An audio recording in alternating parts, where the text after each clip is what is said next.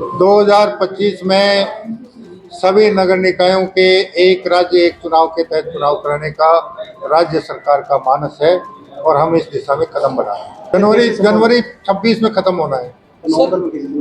Sir ग्राम पंचायतों कानून में प्रावधान है 6 महीने का, लेकिन सामान्यतः ग्रामीण क्षेत्र और शहरी क्षेत्र की समस्याओं में और संचालन में बहुत बड़ा अंतर है।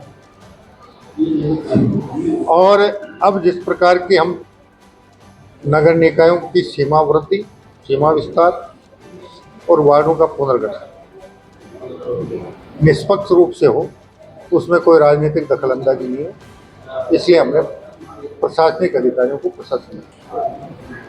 जयपुर जाकर पता करते हैं। अगर कोई ऐसा है तो उसके या तो रिले होगा या उसके खिलाफ कार्रवाई हो जाएगी। सीकर दोनों चोरों को यमुना का जल मिल गया, इससे बड़ा और क्या मिलना था जो 40 साल से नहीं मिल रहा था। पुरानी बातें याद करने की जरूरत नहीं है। आपका 40 साल 50 साल के लोगों की जो मांग थी वो अब इस शासन में पूरे होने जा रहे हैं। फ्लाईओवर का क्या, फ्लाईओवर सैंक्शन हो गया, 10 साल हमारे इस कार्यकाल में यमुना का जल चूरू, झुंझुनू और सीकर जिलों के गांव-गांव तक पहुंचेगा। ये दो बातें होती हैं। अगर आप जनहित में कोई निर्णय लेंगे तो जनहित में निर्णय लेने से पहले सरकार की आर्थिक स्थिति का आकलन करना चाहिए। एक नया जिला विकसित करने के लिए कम से कम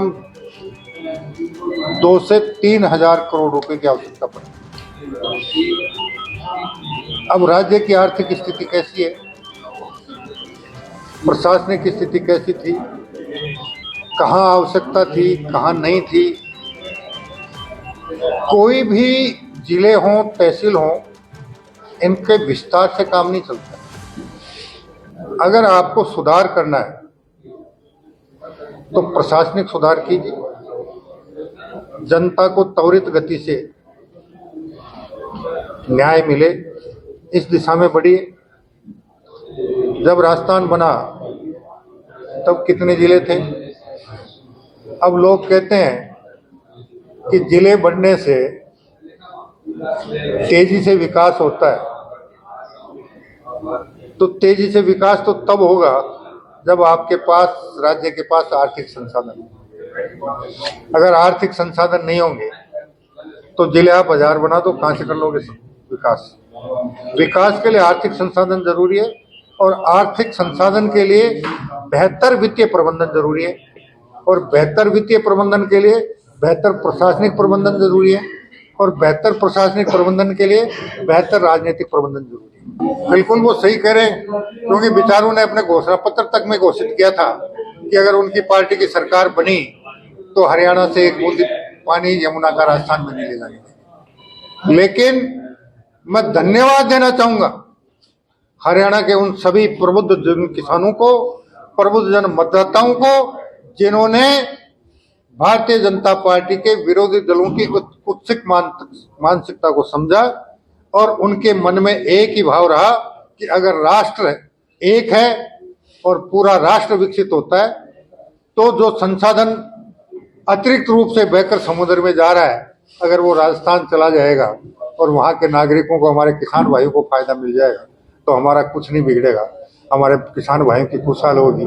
इसी सोच के साथ उन्होंने उनके घोषणा पत्र को नकारा और भारतीय जनता पार्टी को पूर्ण बहुमत। जिक्र तो तब होगा, उसके लिए हमने डीपीआर के लिए पैसा दे रखा है। 2 दिन पहले संयुक्त कार्य दल, जॉइंट टास्क फोर्स बनी है। जॉइंट टास्क फोर्स बनने के बाद सर्वे होगा, सर्वे के बाद डीपीआर बनेगी, डीपीआर बनने के बाद कितना खर्चा होगा इसका आकलन होगा और उसके बाद बजट में प्रावधान होगा। अभी 65 करोड़ रुपए इस काम के लिए गत बजट में प्रावधान किया गया था।